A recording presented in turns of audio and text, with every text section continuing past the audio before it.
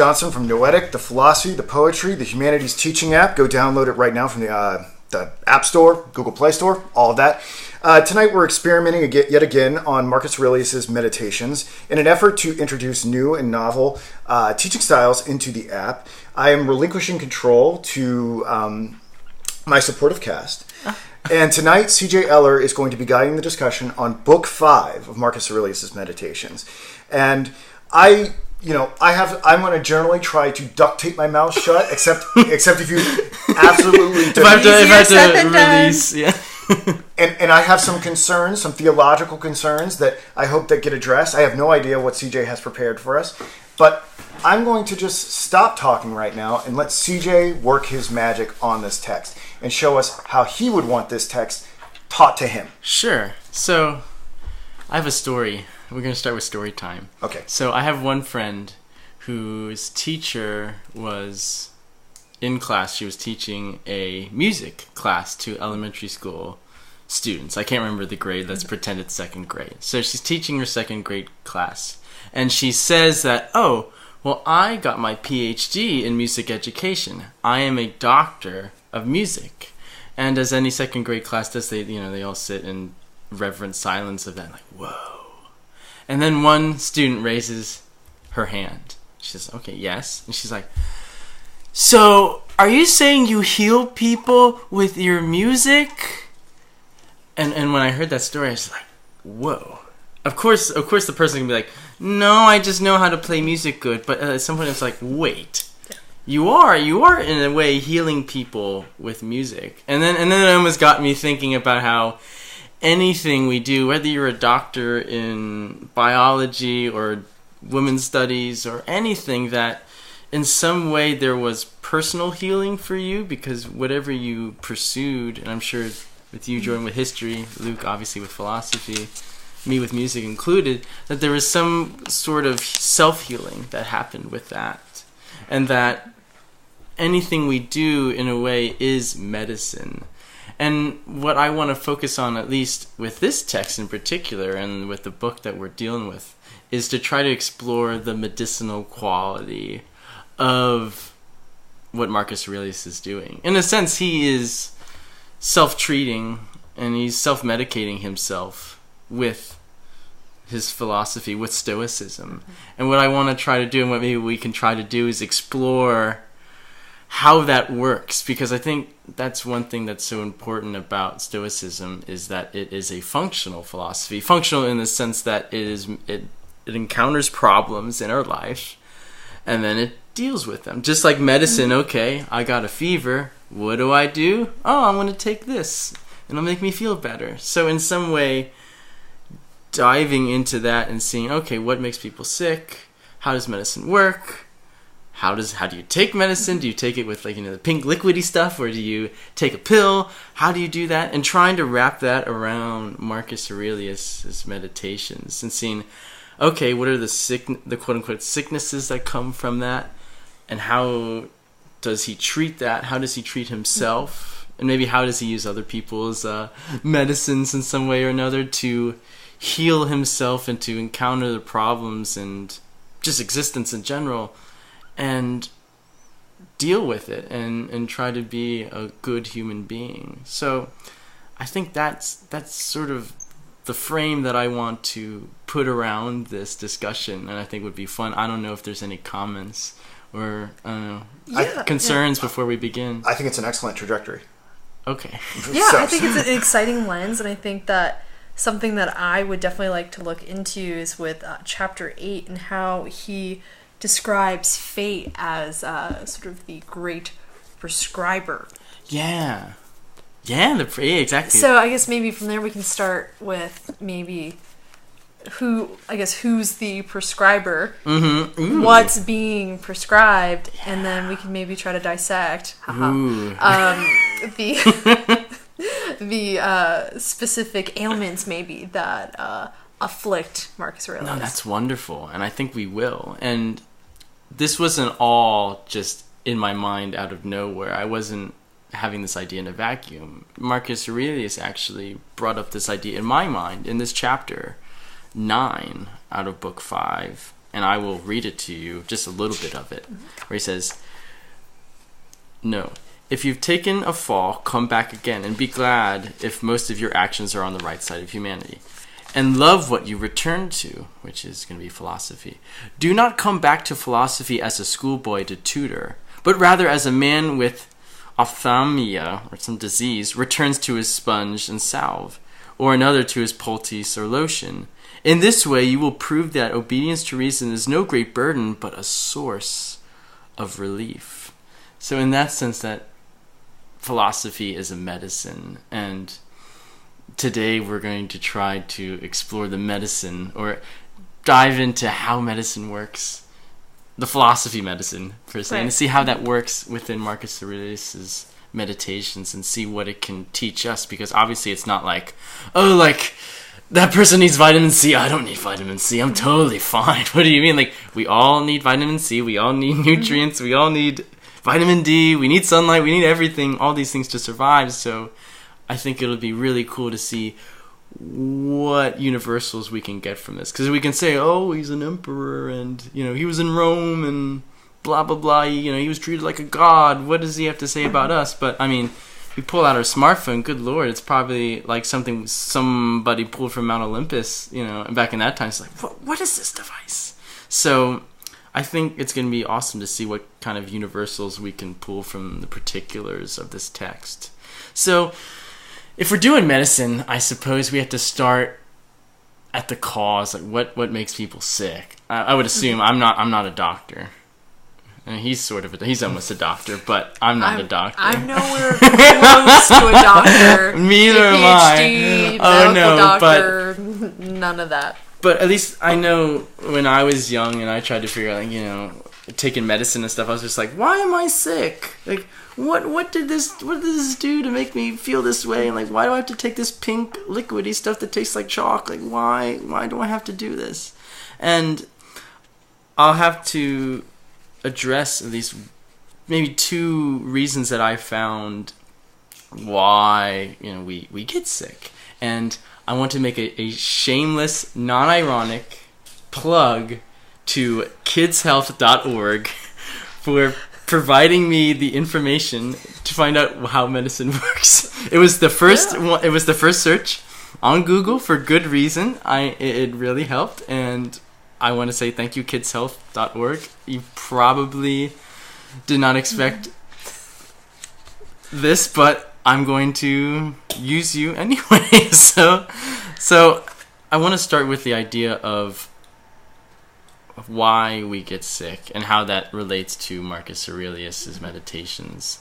So at least one thing that I found out from kidshealth.org is that there's a lack in the body. One thing is there's a lack that your body can't get enough of, say, X. So you can't get enough insulin. So, you know, diabetes.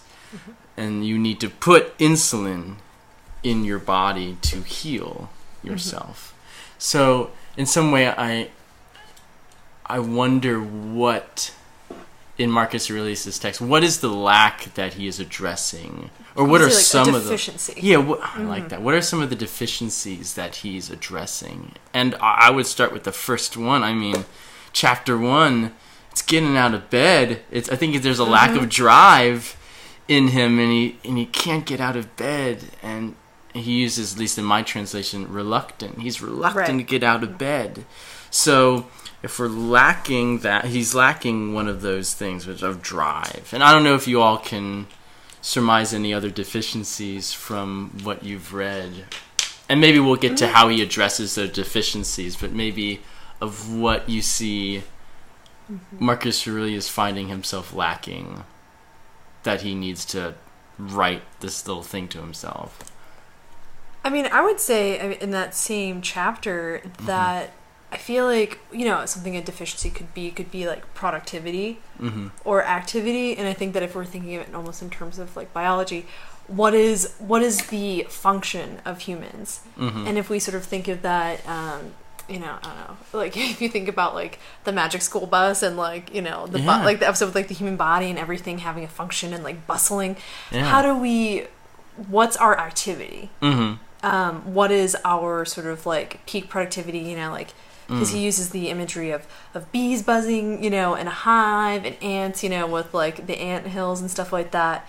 So I think that one of the maladies that Marcus Aurelius points to is the fact that despite our need to get out of bed and function and carry out the work that humans were meant to do, there's that tension that we still really like to be snuggled up in bed. I know, and it's so relieving to even hear a Roman emperor have these same concerns, at least for me, because I know I had that this morning. I said, well, you know what?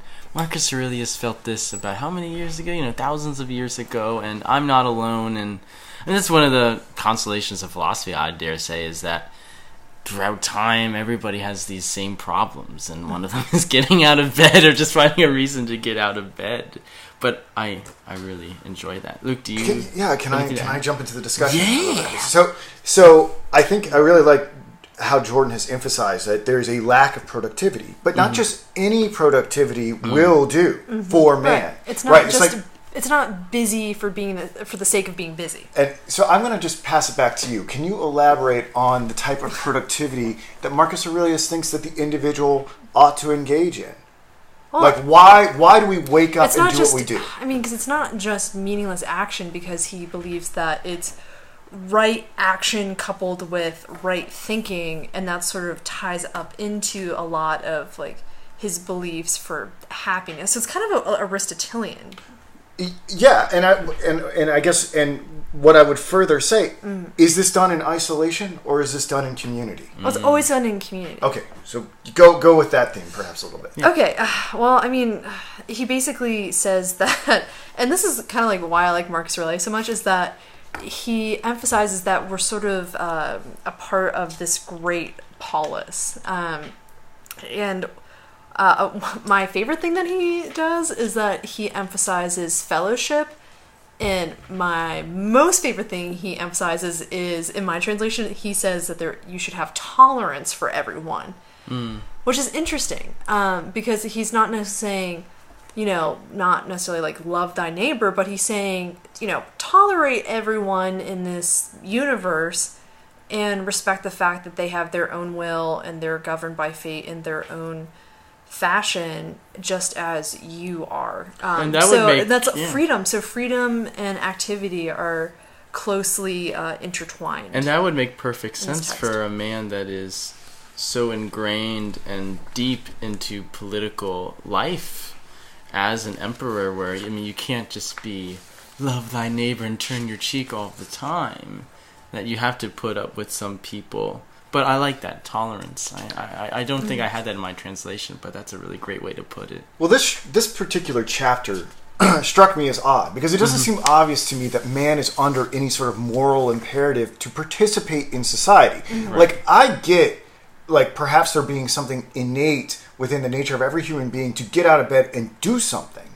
But, why we ought not to all be sort of in shacks and removed from one another and isolated is a whole different other matter. And he does conceive of there being something necessary about humans aggregating in society. And I think if we can extrapolate on the idea that Jordan mentioned earlier about there being this sort of global polity or whatever, but there's something about individuals organizing into society that is harmonious with something else. Just as the bees in their hive are following certain sort of dictates of something, and I'll leave it there so you guys can figure it out. There's he thinks that they're supposed to participate in society for a reason, not just sort of the individual feels like they have something going on within their lives, but because of something grander. And perhaps you all can speak to that. Sure. I think that would maybe deal with another lack, which is perhaps not being in tune with the whole. At least in one thing for me is I found that a lot of this book had to deal with a lack of control, or at least that was one of the lacks that I also discovered too, was that he was it seems as if he was a little perturbed about not being in control with a lot of the things that happened in his life, whether it be the chapter about having some man, whether, some guy hates you, well, that's his problem, what are you going to do about it? And I think Marcus Aurelius maybe has to remind himself that he is also a part of that whole as well, and that he can't divide himself from that, and that maybe that is one of the things that he's trying to heal himself of, is this thing where, like, I am the emperor. I am not a part of this game that you all are playing. I can just be in my tower and think these thoughts and do these things. Yeah. Can we be more specific about what that whole is? Right. Because it's not like society is it. Mm-hmm. I mean, it's the universe and everything, right. Yeah. So and just being, yeah. Yeah, and I think reason has, like, a instrumental role in that. He says in chapter 21 that you really ought to respect and honor your reason because it works sort of in tandem, so to speak, with the highest powers in the universe. And reason, I think, what was it? Was it chapter 1, book 4? And how reason, much like the mind, sort of can consume and adapt everything that it's given, and uses things that are originally a disadvantage and sort of transforms it into an advantage. And this is wonderful we're bringing this up, because when I think of medicine, medicine is obviously based upon what the body is and what its function is. Like, what are you dealing with and how do you fix it? And in some sense, if we know, or if Marcus Aurelius tells himself that, yes, I am part of this greater whole of the universe, not even just of political, social life, but also of the animals, galaxies far away. I'm a part of all of this. Then that, in a sense, is consolation that anything that I encounter is a part of this grander scheme of things, and I can't get too hard on myself. Or if I do subject myself to maybe like a lack of being connected, then that's a problem, because my body works one way and I'm trying to like eat junk food and say like, no, this is how it works, and then I'll make myself sick. So he has to say, look, I have to work with my body. I have to give myself those, I don't know, those vitamins, vitamin W, as the vitamin of the whole, I guess. So no, that makes sense though, because if you think of it, if Marcus Aurelius is saying that the universe is order and that there's structure within the universe, then following nature and obeying your reason is all working as a part of that system. Yeah, I'm curious though, maybe just out of personal opinion, what would make it so difficult to have, or why somebody would have would distance themselves from the whole? Would that just maybe just be like personal ambition, and you don't want to see yourself as connected to things, or why would somebody do that? I'm just asking out loud. I mean, the Sartre quote comes immediately to mind. What is that? That what is it? Hell is other people. Something to that nature, right? Yeah, it's true. I mean, it's madness, right? People are madness. I love you all, but you also drive me mad on some level. That's true. Yeah. And I don't. Sometimes. Yeah. I mean, I want you to. I say that in the fondest way, but I mean, it's very hard to exist in society, right? Yeah. And you could say that I'm a recluse, right? And I think you all recognize this deficiency in me and try to socialize me and normalize me, and you come to my aid and say, Luke, let's get out. But I think the question is, on this worldview, if you can go either way, right? Like, if you can become a recluse because you do find humanity in general like something repellent, what is going to get over that personal selfishness? And I guess what I'm trying to say is, like, great, in tune with the universe, but that sounds like a lot of new age hippie spiritual stuff. I almost seem to need reason, though. Well, why should I be so? I guess the question I'm going to ask, and I'm not going to try to fulfill the answer here because I want you guys to do it. But the question: why should I be so obedient to reason? What's so special about reason? Why opt for reason over my selfish appetites? Well, I think chapter 28 is pretty pertinent because he talks about how you need reason to point out not just the faults of others, but your own. And I think that it almost, in my mind, I almost just see it almost like sort of like a flowchart going back pretty much right back up to Zeus. All right, so that's where I was pushing things. Right. We're talking about this order, right? So we have to get, there's this feeling that somehow, like, this order isn't arbitrary, and it's not just merely for our own individual wealth of happiness and health, but also there's something about there being what in my text is a seminal principle, what it, be it Zeus, be it a rational mind or something like that, that wants to see certain things obtained. And like, for some reason, we ought to placate this source of the entire universe. And when we go away from that, then we feel that distance, or I suppose that lack, or at least I think Marcus Aurelius feels that lack, at least whether it be impatience or dread or despair or whatever, and he has to remind himself that I have to get back on track and get back to that source,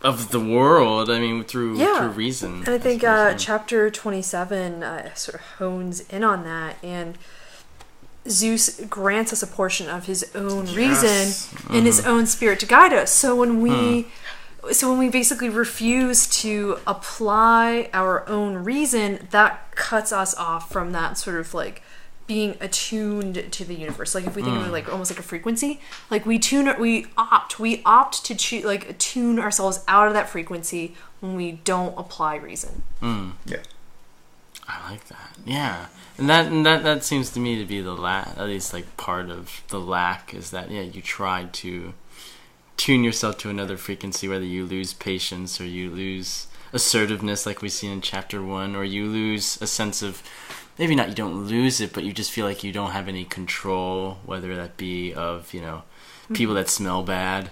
He talks about armpits. And what does he talk about? It's just like, I think he says one where it's like, bad breath. Yeah, where it's just like you lose patience, and you just don't have patience for the things that can just happen in your life, or like the people you have to quote unquote tolerate. Right.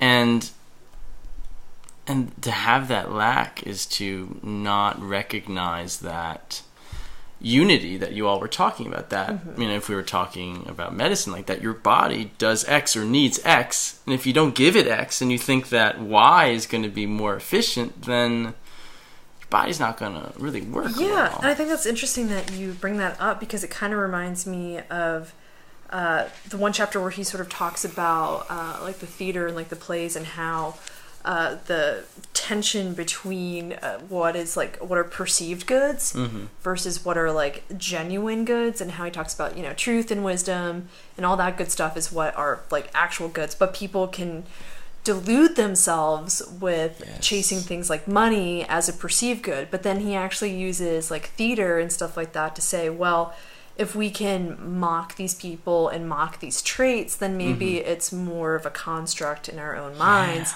than an actual good.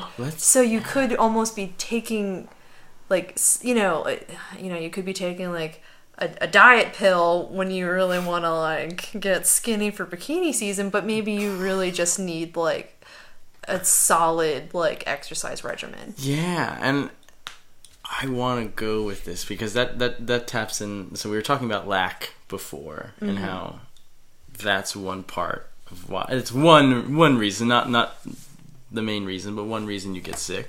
And another I want to touch upon that Kids Health helped me out with was having too much of, not a deficiency, but much in excess, too much of a certain thing in your system that your body just can't work with that excess. And in another sense, I almost look at it too, where a fever in some way is a part of your body fighting a disease or fighting bacteria or fighting some kind of foreign body, and that your body has to work in overdrive. And since it's like working in overdrive, you're just like, oh, I feel kind of hot, and you're like, oh, I feel kind of bad. And so there's just too much going on. And I think that goes directly in what you were talking about. I think it was chapter 12. Maybe we can dive into the idea of stuff and which stuff matters, because I think that dives into the idea of just having of too much, where you you have just too much stuff in your life, and you have to. And Marcus Aurelius,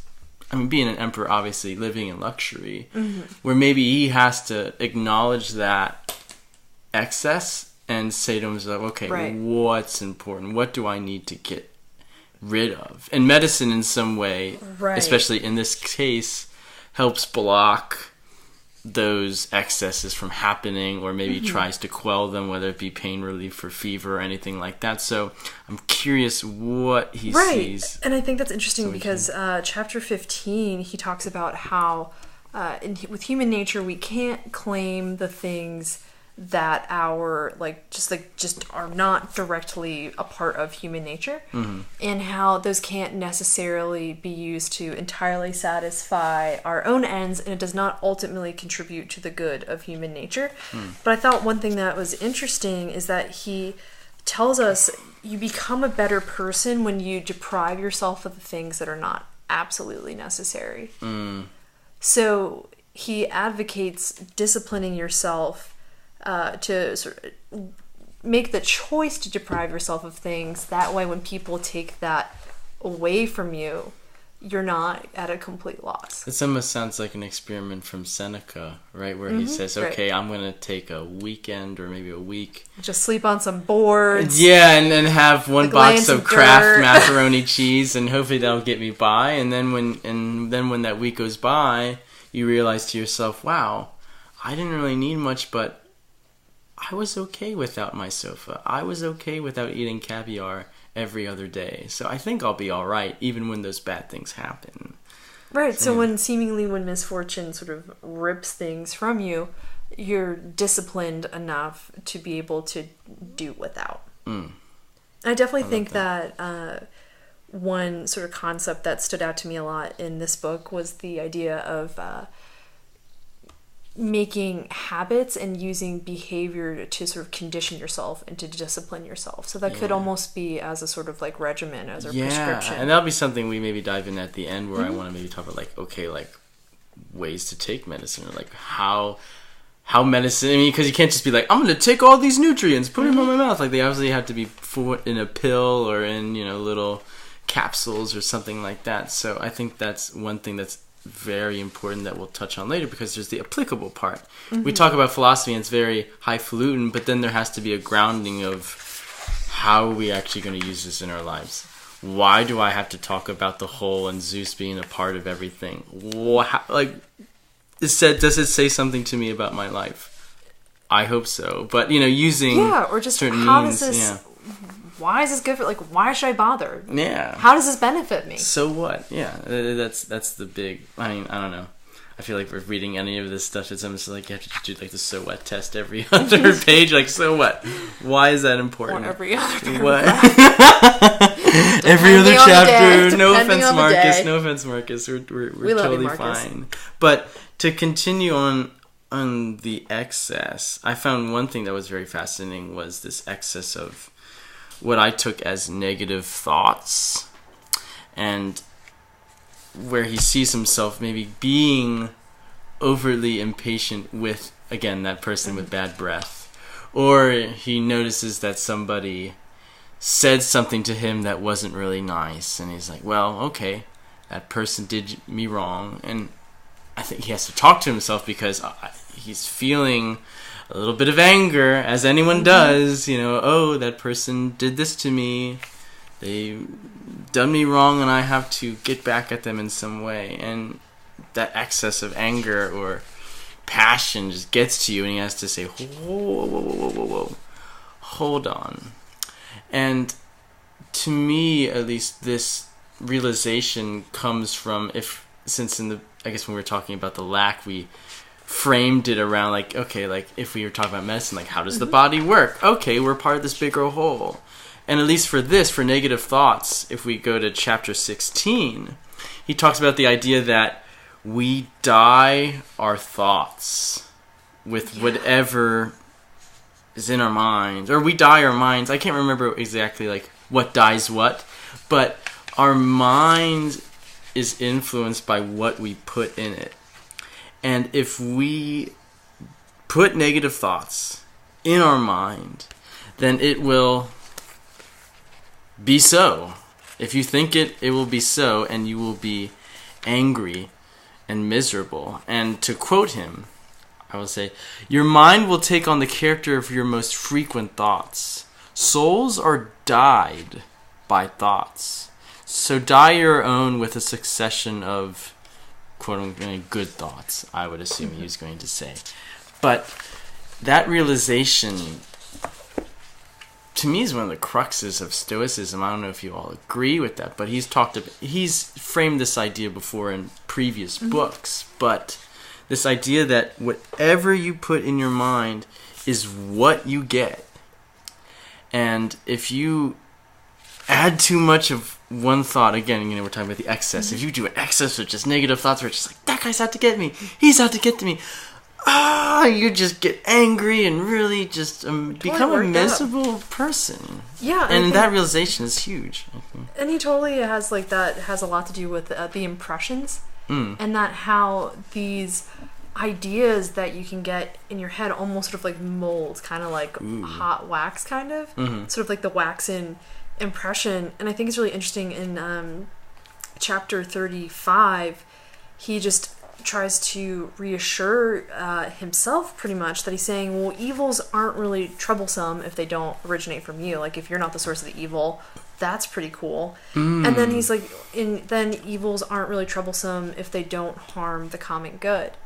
So with these impressions, you can really, I guess you could say, like, mislead yourself into thinking that things have this veneer of hardship or difficulty when they don't exist in the first place. So then to go off that and maybe tell me if it seems logical or not, or at least in line with Marcus Aurelius, but it's not so much that you are affected by thought, by action, or by things outside of you, but that you make those things affect you in some way. It's not so much that things are coming out so and making you sad. You are making yourself sad. Yeah, so it's not so much, I guess, like, it's not really like, I don't know, like physics where you're like, like, you know what I mean? Like, you're not like this passive object. It's these events happen, and then it's sort of your reasoning and your faculties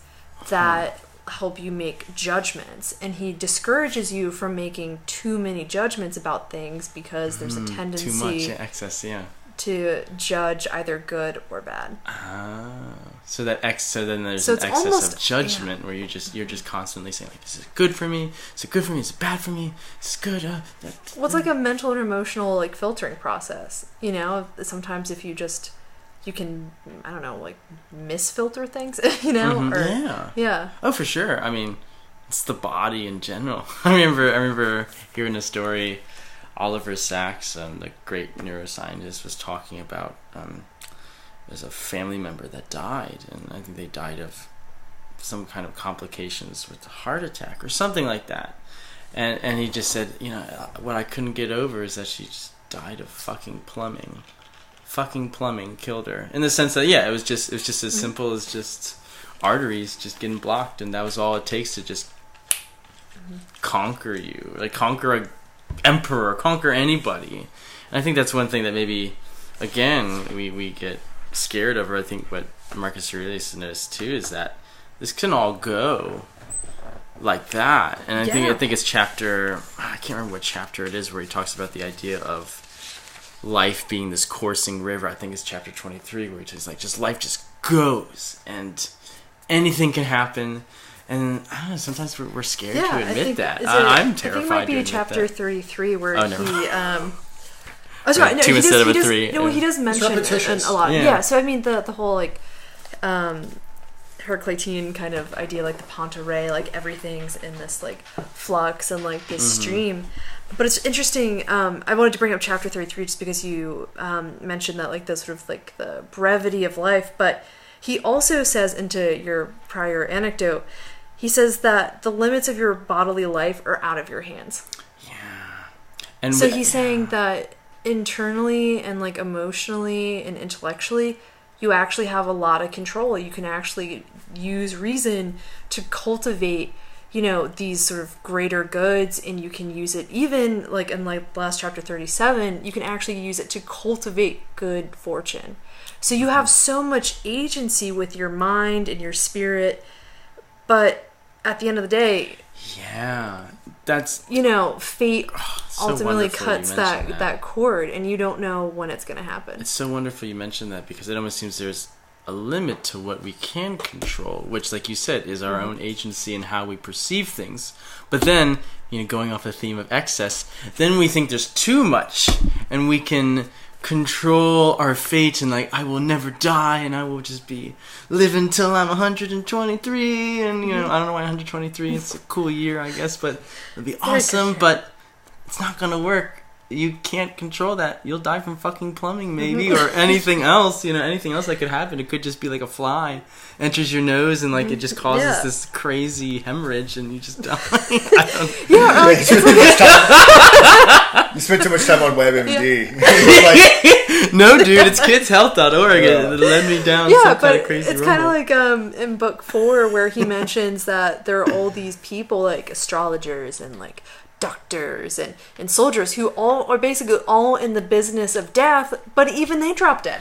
Yeah, that there can be an excess of control, and that I think Marcus Aurelius, as you mentioned, has to remind himself, has to block that excess of control and say, look, there's only so much I can control, and then the other bit I can't, and I have to accept, not only accept it, I dare say love it, love that I have this life and that. And he uses, we could even talk for hours about how he talks about how life is cyclical, and I think how time is cyclical. Yeah. But that this has already been preordained, and I have to accept it and love it. The amor fati, I have to love my fate. And that in some way that is a way to combat that excess of feeling like you have to always be in control of your life. I always have to be in control. I always have to know what I'm going to do. Always have to, put such and such in my body so that I can live forever. But you can't. Which is like paradoxical, because in surrendering that power to the powers that be, you actually sort of end up gaining back a lot of freedom and a lot of tranquility of mind. Yeah. Medicine works in weird ways. I think that's a wonderful point to mention too. Yeah. Is there anything you wanted to add before I go to the next portion, I suppose? I have some discussion questions that I think, really two, that probably best saved for the end. So okay, perfect. So I don't want to, but it seems like you've got a really good flow and pace, so I don't want to interrupt. Yeah, so we did talk about the lack, and then we talked about the excess. And now I'm curious about, okay, so we know what the body, the quote-unquote body does, or at least we know, okay, our thoughts are guided by what we put in our mind, and that we are a part of this whole, that through reason we can gain wisdom from the universe, Zeus, whatever. So we know those things. And now it's a matter, it's almost like we have the conceptual knowledge of like, okay, so like if I give myself more insulin, then like I'm going to feel better, cool. And now it's just like, how do I do that? I can't just put insulin, just conceptually insulin into my ear and it'll feel better. I have to try to, siphon it and make it a little bit of a serum that I can just put into my vein and I will feel totally better. And that's one thing I want to explore, at least with Marcus Aurelius here, is like the ways to take this medicine that we've sort of divulged and figured out, of like how to fix these lacks and these excesses, and like how does he do it? Does he just like take a pill? Like what is the treatment that he wants us to take, or that he wants himself to take, that will make him remind himself of how to fix these lacks and these excesses? And I'll start with one thing was prayer, and this idea that, I'll quote him, he says, prayer should be the simple and open, or not at all, where it's just like you just have to pray in a very simple way. And he does mention I think an Athenian prayer, I think, and I will read it to you since it's very short and simple, as Aurelius would want. So he says, "Rain, rain, dear Zeus, rain on the cornfields and the plains of Athens." Simple as that. Just, please provide, fate, please provide me with what I need. I almost think of that prayer where I can't remember exactly what it was, but in the sense of like, let me control what I can and accept what I cannot control. Lord God, fate, Zeus, whoever. So prayer, in some sense, to me, looking at this, is a way to take the idea of being one with the universe, or at least being a part of that whole, and acknowledging that through prayer, or at least through some kind of meditative benediction, something or other. I'm just throwing out words, but I would interject something here. Sure, I don't mean to hog too much, but no, you're not hogging. The prayer is that sort of prayer is seems to be qualitatively different than like when I tend to think about someone sort of like praying in fear and trembling, right? Like it seems almost a little bit more like an incantation than when I think of prayer in sort of like a Christian context or whatever. So sure, that's one thing to acknowledge. He doesn't have these concepts of prayer and how those may be different in the ancient world versus a Christian world. And but I do like the idea that prayer should be simple and open, or not at all, or in the sense that we can even if we are not pagans ourselves. Well, I don't know about you, but we're not pagans ourselves, but we can, in some sense, take the idea that our prayer should be a direct and simple and open incantation, whatever. It should be a direction to God, to the divine, and that we should have some sense of gratitude and maybe accepting of the lot we've been getting, take advantage of the day the Lord has made. Yeah, I think Christian theologians would agree in that respect. I mean, I think they would say that prayer is a complicated thing and probably existentially inexpressible.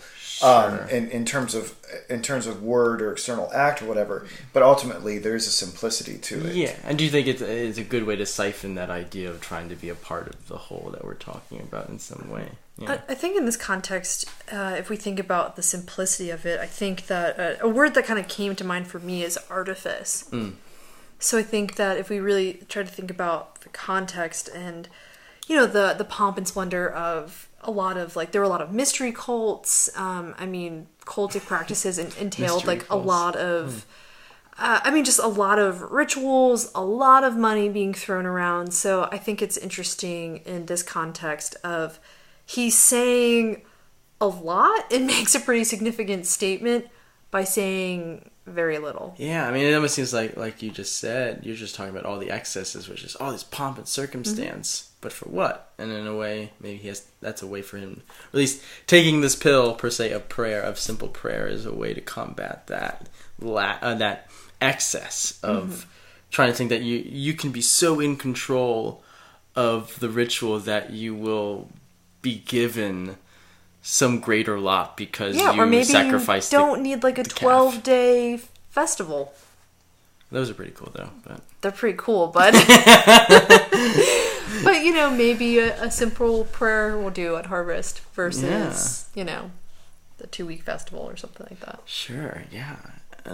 Prayer is one of them. I don't know if you all found any other means of taking this medicine that you found, maybe techniques or certain kind of practices. Yeah, I think in general there's an obedience to rational morality, and if I could share probably my favorite passage from this, because I thought this was the most poetic part from the translation that I had.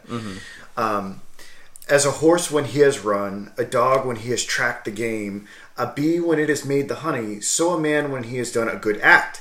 Does not call out for others to come and see, but he goes on to another act as a vine goes on to produce again the grapes in season. And I love this. I was just about to refer to that.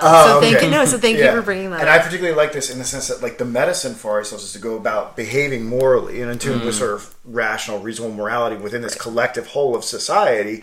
And ultimately, we flourish. And we don't really flourish for any other reason except for flourishing. And I want to point out, too, that it's not just one act. It's a constant activity. Yeah.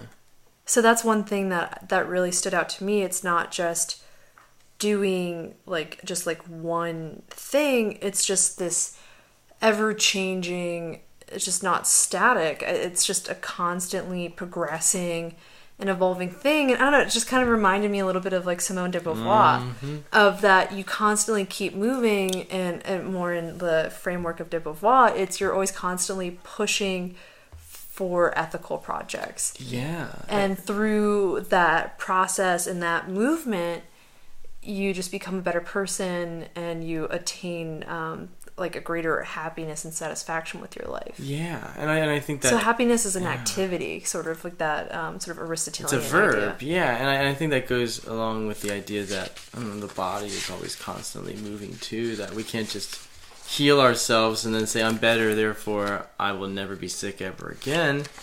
You're going to have times where you might feel sick. And I'm not advocating for medicating yourself all the time, all day, every day.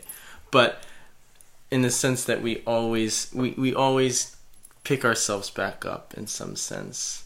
And we always have to put ourselves in gear. It reminds me of a Laurie Anderson tune where she mentions how walking is falling. Where it's like when you walk, you're always falling, and then you step, get ground, and you fall again. Step, get ground, you're always falling. And then you got back, and you're falling, get back up. So in a sense that we're always just constantly in movement. But then when we get solid ground, we then have to proceed and fall again. Get solid ground, proceed, fall again, in some way like that. So. I really like that. And if I could add something else to, because I think it's relevant to this. Add it to the pile. This particular topic. And I felt like this resonated with me. He talks in one of the lacks that we perhaps didn't address, because they're kind of sprinkled throughout this, is how men can feel intellectually alienated. Yeah. I know this is something that I struggle with a lot. And he talks about, well, you think yourself clever, and you go to places and you feel like no one understands you. And what's his advice in that scenario? Do you guys recall what his advice is?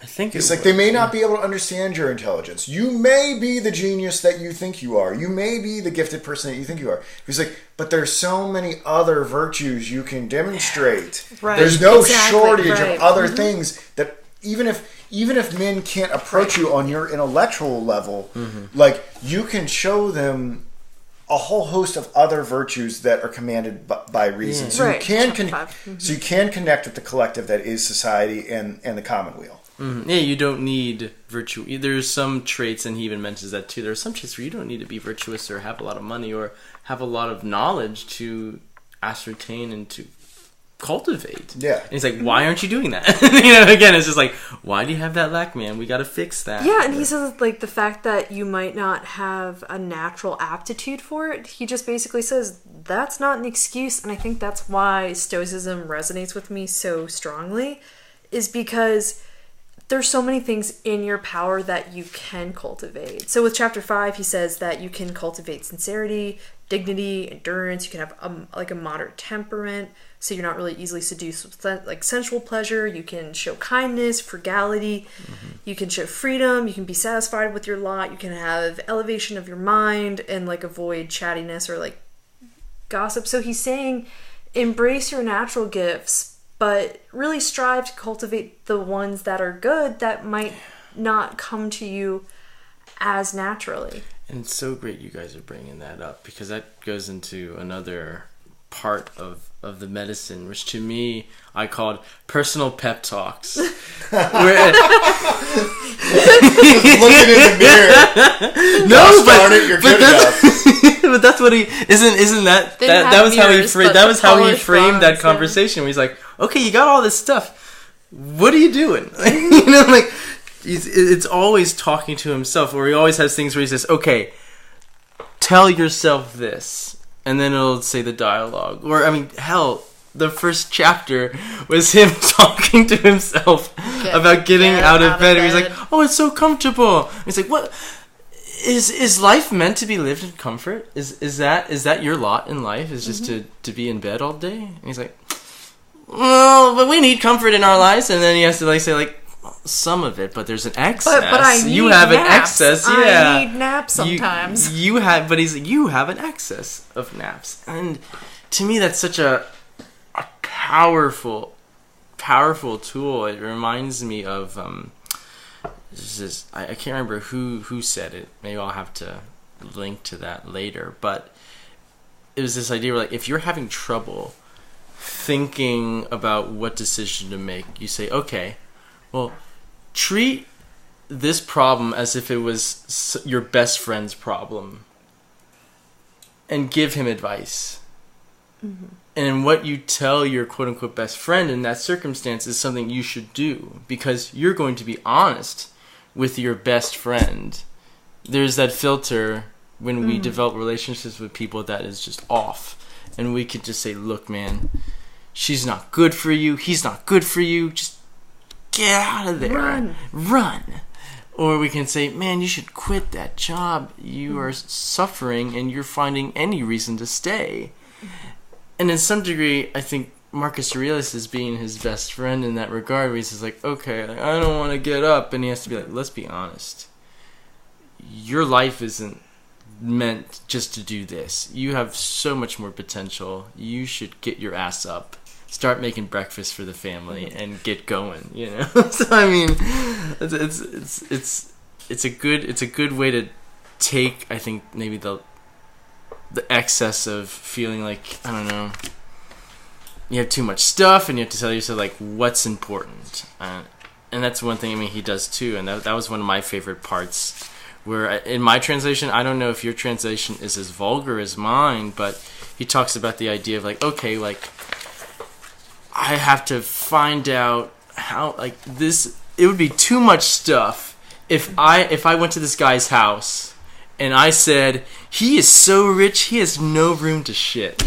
It's like, that's too much, and I have to. I cannot. Does he really say that? That's what it said in my translation. He's like awesomely satirical in this book. It's great. Yeah, and he says there, he's like, look, that is my guideline. Again, another little pep talk thing where it's like, I got to give myself this little guideline of like, if I can say that about my house or about somebody else's house, like, I should get rid of some stuff. I should have a yard sale. Yeah, I should have a yard sale. And then, again, and we were talking about the lack. We were talking about, like, you know, lack of drive or patience or, you know, just even control of things. He kind of has to rein himself in and say, okay, like, what's wrong with this person? Like, okay, somebody did something wrong to you. Is that really in your control? Or what can you control is inside? And you have to direct all that energy to you. It already happened. That person already punched you in the face. But what can you do about it? That's the most important part. Right.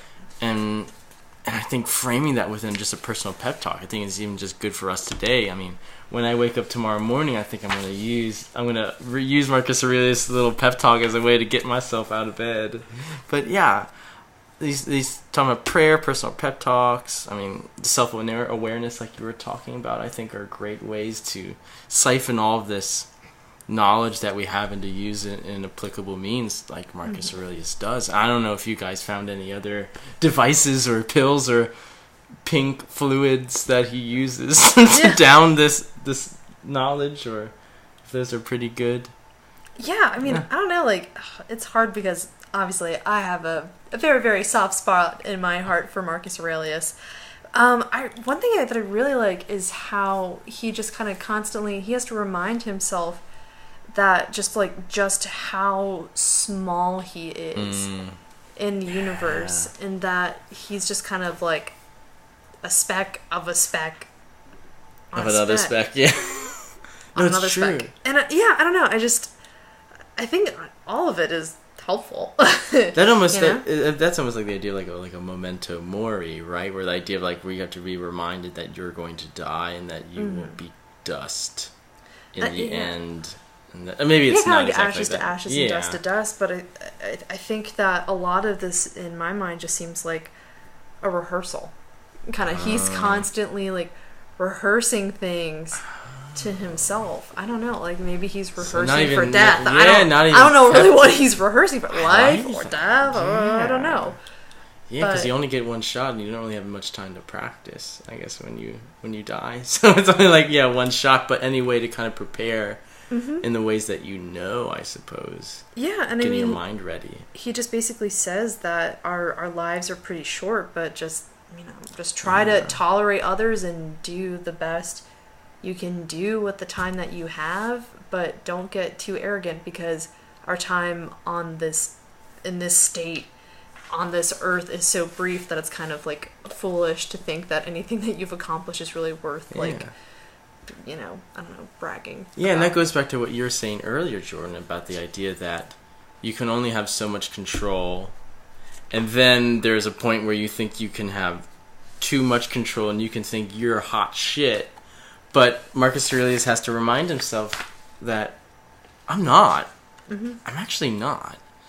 And he has to ground himself. And again, I mean, going back to that chapter where he talks about time just being this constant river that you're just, like you said, a speck or maybe like your little pebble that's being pushed across the river. And it's not really going to matter as much. So I think in some way that's such a great little, I don't even know if you call it memento mori or just reminding yourself of your impending demise, or just, at least of just the wonder that is the universe and how expansive it is. And I don't know, I mean, I even find that just looking at nature, I'm just like, wow. I'm looking at these mountains, I'm like, I am just a little speck compared to like Mount Everest or anything. That using that combats maybe that excess of self-importance and maybe a lack of connecting to the greater whole in some regards. Do you guys know the Kimya Dawson song, My Giant? No. I feel like it echoes a lot of this. We are coming up, I think we might be at an hour or 5 minutes away from an hour. Sure. So I don't want to interrupt you, but there were some I think some of the questions I have are sort of unanswerable at this stage. I think they've become refined as we've progressed through these 5 books.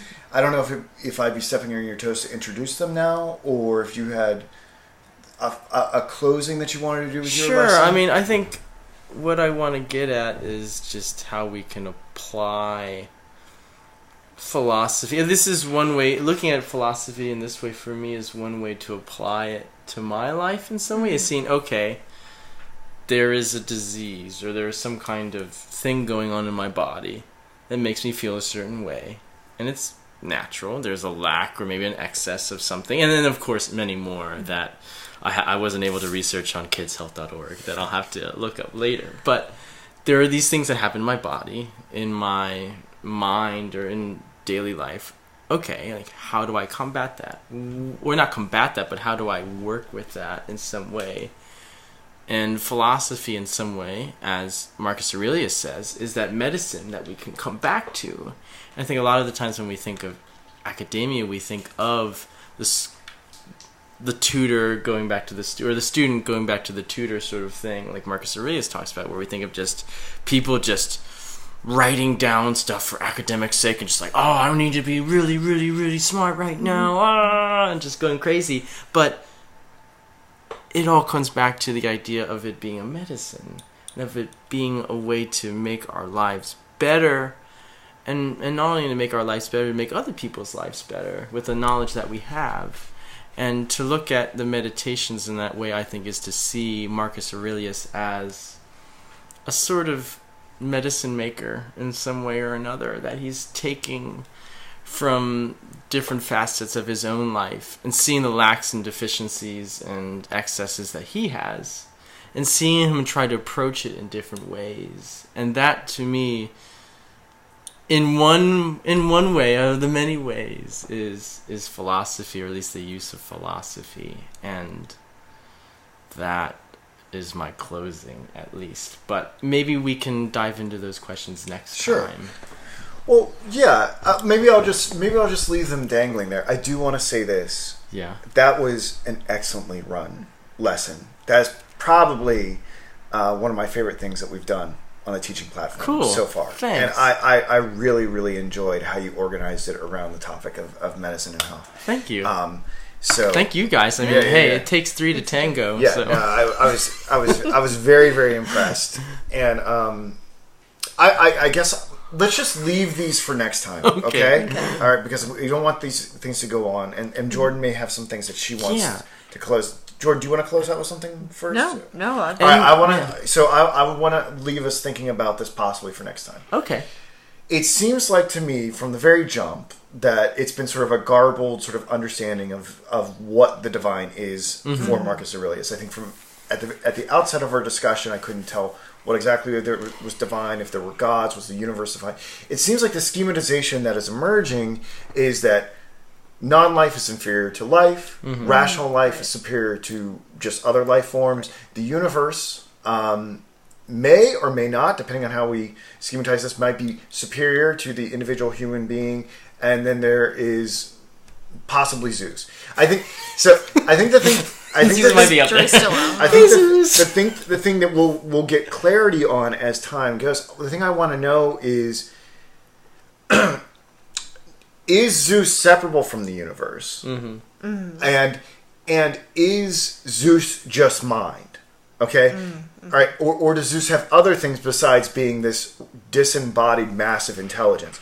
Then this other thing is there's this strong tension in the text between what Jordan mentioned earlier about us being utterly insignificant and just being specks in this like fatalistic plan. But also, we have this capacity to disobey that personal demon, that guide that is within. We have something that the bees and everything else doesn't have. So we have this free will, right? So the question is, what is this massive mind? What is Zeus trying to accomplish? Like, if he really just wanted a divinely ordered universe, he didn't have to give man this spark of himself, this part of himself that actually makes him superior to so many other life forms. I guess the question is like, because like men could organize themselves in some form of society without it. Bees form a society without reason, right? So so it seems like reason's not just to create the society, but there's maybe a type of society or something that emerges from that society that men would make. And I don't think we have that answer now. Maybe you guys can take a stab at it, but those are still mysteries to me. Yeah, we still got 7 books for that to be discovered, and I think like you mentioned prior, off camera, maybe even on camera, that a lot of these ideas are being fleshed out as we go along. And whether that was the trajectory of Marcus Aurelius writing these, because we know that they were kind of half shot, just sort of just like, I need to write this down before I go out to war. Okay, let me write this down. But perhaps there is some train of thought that he develops over time, and perhaps we can get a clear concept of Zeus or of that godhead and how that works within the larger scheme of things. But yeah, let's save that. Okay. We got 7 other books to find out. So. All right, Jordan, what about you? Anything else? I think that free will might have something to do with it, but yeah, I think we should just table it and just explore that topic next week. All right. Thank you, CJ. Thank you, and guys and girls. And we're also very indebted to all. You guys can't see this right now, and it'll be available on the app eventually. But the amount of research that Jordan has done, we'll make these notes available for you all as well. I think you'll find them to be a terrific study guide.